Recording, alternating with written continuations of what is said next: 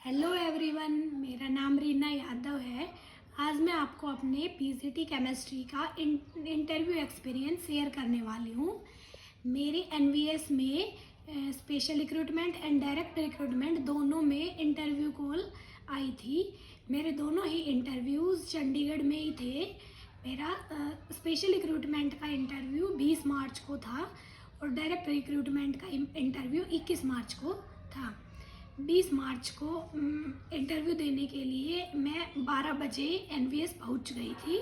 मेरा इंटरव्यू 1 बजे से स्टार्ट था। लगभग 12:30 बजे के बाद हमारी एंट्री स्टार्ट हुई। हमारे मोबाइल फ़ोन्स, लैपटॉप्स वगैरह को स्कूल के गेट पर ही सबमिट कर लिया गया। उसके बाद हमें वेटिंग रूम में बिठाया गया। वहाँ जाकर हमने देखा कि इंटरव्यू के 2 बोर्ड्स बना रखे हैं, board first and board second. मेरा इंटरव्यू बोर्ड सेकंड में था। फिर हमें वेटिंग रूम में बिठा दिया गया। वेटिंग रूम में हमें बायोडाटा फॉर्म दिया गया। उसमें हमें अपने इंटरव्यू रूम में मेरे से पहले एक लड़की थी। उसके बाद वो बाहर आई तो मेरी अंदर एंट्री हुई। पीओन ने दरवाजे को ओपन किया, मैं अंदर गई। अंदर जाने के बाद उन्होंने कहा सबसे पहले आप अपनी अटेंडेंस दीजिए। फिर मैं अटेंडेंस शीट पर साइन कर रही थी, तभी से उनके क्वेश्चंस आने स्टार्ट हो गए। अच्छा, सबसे पहले मैं बताऊंगी कि इंटरव्यू की लैंग्वेज क्या होनी चाहिए। तो इंटरव्यू मेरा बाइलिंगुअल रहा। वो टोटली हिंदी में क्वेश्चन पूछ रहे थे। मैंने कुछ आंसर्स हिंदी में दिए और कुछ इंग्लिश में दिए। तो सबसे पहला क्वेश्चन जब मैं साइन कर रही थी वहीं से क्वेश्चन स्टार्ट हो गए। उन्होंने पहला क्वेश्चन पूछा कि मैम आप कहाँ से आए हैं। फिर उसके बाद मैंने बताया मैं गुरुग्राम से आई हूँ। फिर उसके बाद उन्होंने पूछा कि आपने एमएससी कहाँ से की है। फिर उन्होंने कहा कि कब की है। मैंने बताया 2018 में। तो फिर उसके बाद तब तक उन्होंने मुझे बैठने के लिए नहीं बोला था, मैं खड़ी ही रही। फिर उसके बाद एक मैम ने चेयर की साइड ऐसे इशारा किया तो मैं बैठ गई वहाँ पे। फिर मैंने थैंक यू बोला। उसके बाद उन्होंने पूछा कि आपने 2018 में एमएससी की है, उसके बाद आप क्या कर रहे थे। पैनल से ही एक मैम ने आंसर किया कि उसके बाद इन्होंने बीएड की होगी। मैंने बोला यस मैम, उसके बाद मैंने बीएड की है। फिर उन्होंने पूछा करेंटली आप क्या कर रहे हैं। तो मैंने उनको बताया कि करंटली मैं टीचिंग एग्ज़ाम्स के लिए तैयार कर रही हूँ और मैंने थोड़े दिन ट्यूशन्स भी पढ़ाए थे। तो उन्होंने कहा फिर कौन सी क्लास पढ़ाई आपने। मैंने उनको बताया ma'am 11th and 12th class पढ़ाई। तो उन्होंने कहा कि फिर तो सिलेबस तो आपको याद होगा। मैंने कहा यस मैम। मैं पैनल में 5 लोग थे, मैं पाँचों को देख भी नहीं पाई थी, वो इतने जल्दी में क्वेश्चन पूछ रहे थे।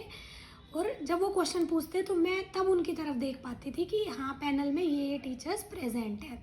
फिर उसके बाद उन्होंने मेरे से क्वेश्चन पूछना स्टार्ट किए कि उन्होंने पहला क्वेश्चन पूछा कि आप मॉलिक्यूल्स की स्ट्रक्चर को एक्सप्लेन करने के लिए कौन कौन सी थ्योरीज होती हैं। मैंने चारों थ्योरीज बता दी।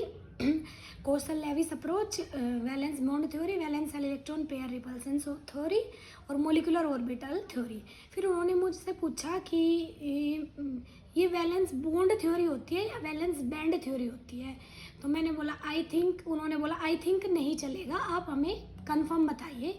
तो मैंने बताया कि इट्स वैलेंस बॉन्ड थ्योरी। तो फिर उन्होंने नेक्स्ट क्वेश्चन पूछा कि आप वैलेंस बॉन्ड थ्योरी को एक्सप्लेन कीजिए। मैंने उनका एक्सप्लेनेशन दे दिया। फिर उन्होंने वहाँ पे 2 पेन रखे हुए थे, उन्होंने मुझे दोनों पेन उठा के दिए और बोले कि इससे बताइए कि सिग्मा और पाई बॉन्ड कैसे बनेंगे। तो मैंने उनको ओवरलैपिंग का कॉन्सेप्ट बता के एक्सप्लेन कर दिया। फिर उन्होंने मुझसे पूछा कि अच्छा जब बॉन्डिंग होती है तो इलेक्ट्रॉन्स पे क्या फ़र्क पड़ता है। तो मैंने कहा कि इलेक्ट्रॉन्स की पेयरिंग हो जाती है और उससे वो स्टेबल हो जाते हैं। फिर उसके बाद उन्होंने मुझसे पूछा कि अच्छा आप वाटर की हाइब्रिडाइजेशन और शेप के बारे में बताइए। तो मैंने उनको एक्सप्लेन कर दिया। उसके बाद उन्होंने मेरे से कोई डेमो नहीं लिया। इंटरव्यू में मेरा इंटरव्यू लगभग 5 से 7 मिनट ही चला क्योंकि बाहर मौसम बहुत ज़्यादा ख़राब हो रखा था और हमारे इंटरव्यूज़ जो सेकंड शिफ्ट के थे वो स्टार्ट ही 4 बजे हुए थे। बहुत तेज़ तेज़ बारिश आने लग रही थी। वो हर बंदे को 5 मिनट दे के ही इंटरव्यूज़ को निपटा रहे थे। तो उसके बाद ना मेरा कोई डेमो हुआ, बस यही था मेरा इंटरव्यू एक्सपीरियंस।